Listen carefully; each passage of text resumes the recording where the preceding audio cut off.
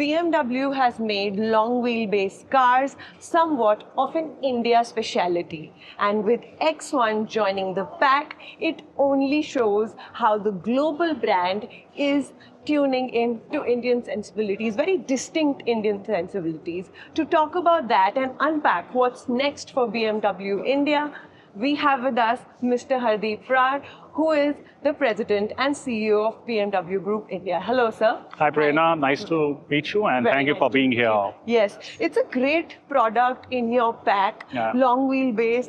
It's a distinctly Indian phenomenon. You've also spoken about the matching of hearts and minds in your presentation. Let's start with that. What does it do to Indian sensibilities, and how does it match their hearts and minds together? If you could just start with that. For me, heart comes first, so let me talk about the heart first. You know, we've been on the long wheelbase strategy for a while, and it has really worked well for us. So today, 52% of our sale comes from long wheelbase. Right. And this is yet another long wheelbase, of course, X1 and then i5 as well. So talking about heart, the space has increased in this because we have increased the length and the wheelbase of this car by almost 110 mm. 10 mm is exactly 11 centimeters. And it's huge. That's huge. And while the knee room has gone by 110 mm, the leg room has gone up by 150 mm. So that's a lot of space on the back seat.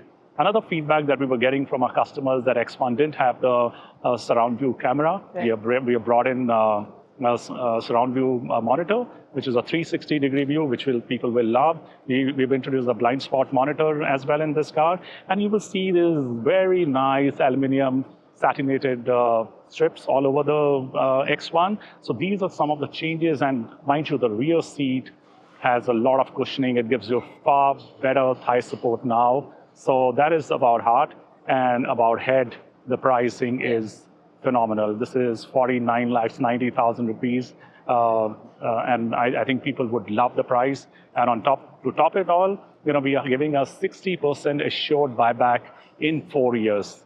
Now, this is unmatched. Nobody gives 60% in 4 years. So I think people are going to really love the whole package. And if you go with the financial services, you get a EMI 44,444, which is absolutely stunning. And this will also give a lot of adrenaline to the mind as well. Right. Very hard to say no to it now, and especially getting those first-time luxury buyers into the fold. Talk a bit about that. How has that strategy, because increasingly while you're also multiplying your premium offerings, your entry-level buyer is also a big growing user base as in the last few years. So how will this tap into that new audiences that you will get into the luxury fold? I think, with the previous X1, we had 50% come, which were the first-time luxury buyers. Right. And with this new X1, I think this percentage should at least go up by another 10%. So I think it is going to really attract a lot of consumers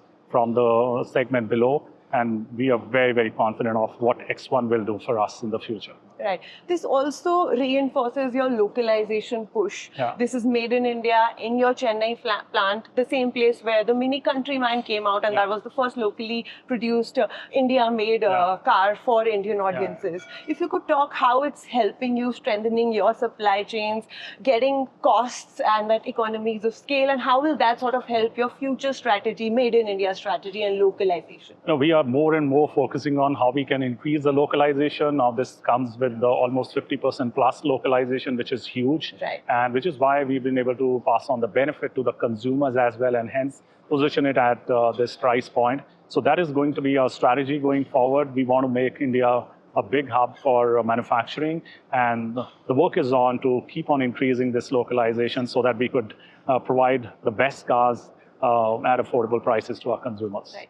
Talk a bit about powertrain options, because you have the highest penetration in EVs as well. Almost 26% of your sales now come from EVs, and we today also have an EV surprise for us. Talk a bit about that.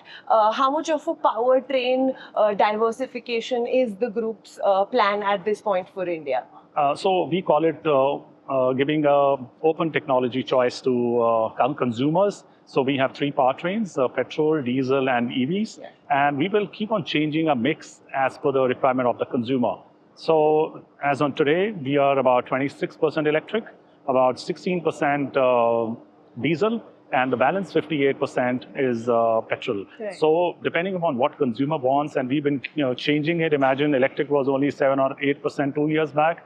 We went to 21% last year. Now it is 26%. Yeah, huge growth. Yeah, so we've been very, very agile. Production teams are very agile in terms of supplying what we need, and that's what the beauty of BMW is. And I think going forward, we are going to do the same as well. So do you think the recent geopolitical issues, West Asia crisis has also led consumers to look at EV more proactively?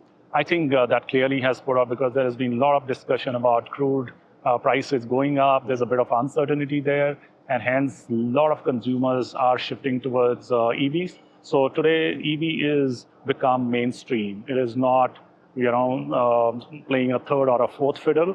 I think it is, people are really accepting, and the waiting period on our electric X1 has only gone up. Right. And we want to balance now with the petrol so that, you have best of both the worlds, but we are open for what consumer wants, and we'll change the supply according to what the requirement is. Yeah. In the last few years, we started with the head and heart conversation. Yeah. BMW has really helped get that new luxury customer into the fold, making it more accessible. How are we on that journey? Where are we? Because again, India's luxury penetration still stands at about 2%. Yeah. So how will this and more products like this into the segment help broaden that entry-level luxury customer base? So I truly believe the luxury will start from the bottom, and 50 lakhs is the price point, plus minus a couple of lakhs here and there. So we have already seen with the Mini Countryman C, a lot of consumers are coming to buy the Mini Countryman C. The sales has doubled. With the X1 now coming in, I think we expect a huge delta in the sale of X1 petrol as well. Right. So I think the more offerings you have, and then we have a 2 GC, the 2 series. So we have 3 products in a 50 lakh price bracket. And this gives a lot of choice to the consumers, because some people want a sedan. Some people need a compact SUV like Mini Countryman C, and some people want a full-fledged SUV like X1. Right. So it will take care of all the 3 set of consumers who want a different set of car based on what their budgets are. And will the localization push sort of go hand in hand with what you're trying to do with democratizing sort of European technology, getting it more accessible to the Indian luxury buyer? Absolutely. I think that's the name of the game, and which is why we are going more and more local. So this will definitely take it to the next level. But I just want to add another point here. Some people are apprehensive about the resale prices, right? Because that plays on consumers' mind. This car has 60% RV after 4 years. Yeah, so that will really help. Mind you, the industry benchmark is 60% after 3 years, and this is 60% after 4 years, which means the residual value of this car is going to be amazing. Imagine running after four years, you still get 60% of your price back. Yeah. This is unheard of in the automotive industry. Yeah. Lastly, leave us with your product action for the rest of the year. You had promised 25 new products. You've already delivered, 11, 12 of those. What is going to be the sneak peek into the rest of the year looking like? Are we looking at more EVs, more different powertrain pushes? Are we looking at more entry-level segment? What are the white spaces that you see in the India portfolio at this point? So this is very interesting. I can't reveal all the secrets at this point in time, but what I can tell you, for example, today we launched, very distinctly, we have launched an SUV and a sedan, Correct. petrol and an electric. And going forward, you will see a combination in every category. You will see an action. Yeah. Beginning of the year, we launched the X3, which is the next level SUV above X1. We launched that right in the beginning. We brought in Mini Countryman C, brought in X1. We have the 5 Series, and you will see action now going further at the top end. So a lot of action, be it petrol, be it diesel, be it electric, be it SUV, be it sedan. As you mentioned, 25 launches in the year, 13 already done, and 2 more. So here we go, 14 and 15. Yeah. And 10 more to go by the end of the year. So only 4 months to go. So you'll see every month something or other coming in, and it's very, very exciting. Sure. So you're going to keep us very busy. Yeah. Thank you so much. Hope to meet you very soon. Thank you. And congratulations. Thank you so much for being here. Thanks. Thank you.